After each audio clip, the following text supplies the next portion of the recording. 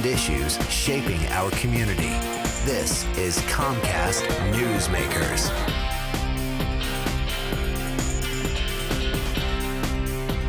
Welcome to this special edition of Comcast Newsmakers. We're coming to you from the lush Key West Botanical Gardens here in Key West. I'm Spiro Kent, and we thank you for joining us. How does a person who's interested in making movies actually become a filmmaker? Well, Quincy Perkins is our guest this hour.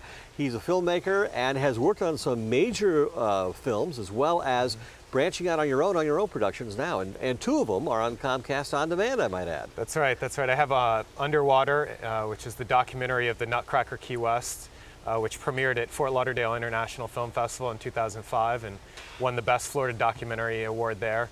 And then I also have a shorter film called Driving Lessons, which has done really well and gone to a lot of film festivals in the last few years. Quincy, you're a native of Key West. The fact that you've always had this passion for films, was that a deterrent for you actually getting into the film business? It is. It's a small community, but the great thing about Key West is you really have to look at the positives. There are a lot of great stories down here.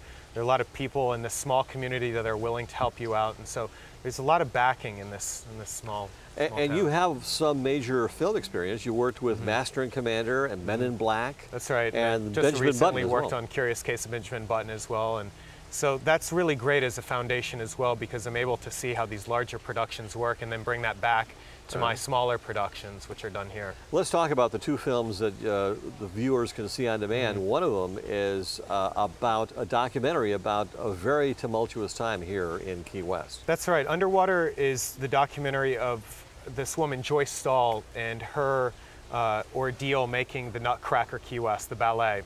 And this was during 2005, which was one of the worst hurricane seasons on record in Key West, when we had Hurricane Wilma, Katrina, Rita, that really just wiped this town out. And a lot of people had to leave from the production and in general.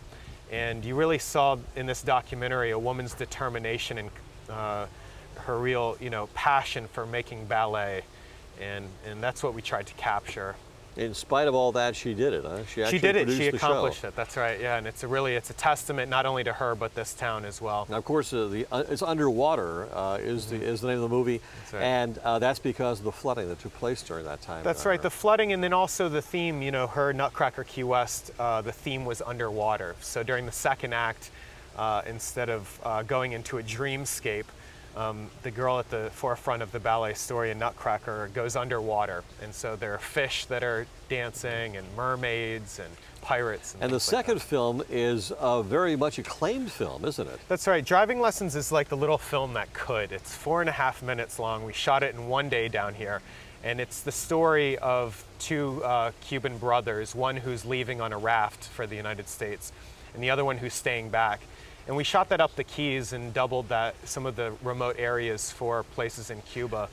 And that little film has just taken off. I mean, it's gone to 10 different film festivals now, won multiple awards, and I'm just so happy for that little film. And the future looks bright for you. Yeah, I'm working on two different films right now, both which are stories really that are organic and native to Key West. One is called 90 Miles, and it's an extension on the theme of Cuban rafters. And the other one's untitled right now, but it's about two older men who decide to get back into the drug smuggling era of yesteryear. Oh, okay. More of a drama it is, with actors and everything like that? Yeah, and it has a little bit of comedy in there as well. Now, working on these major films, does that whet your appetite to do your own thing? It does. It really does. I mean, every time I work on a larger film, it inspires me so much to get back here and do something by myself. Are you planning on working on larger films in the future? Yeah, of course. And it's really great working on those films as well, because you get to know a lot of people within the industry, and they, are always willing to help out younger filmmakers. And they're always looking, hey, listen, can we visit you in Key West? That's right. That's right. I'll take you out for a drink. Well, thanks very much for joining us. Thanks Quincy for having Perkins, our guest this hour on Comcast Newsmakers, filmmaker of documentaries and working on major motion pictures.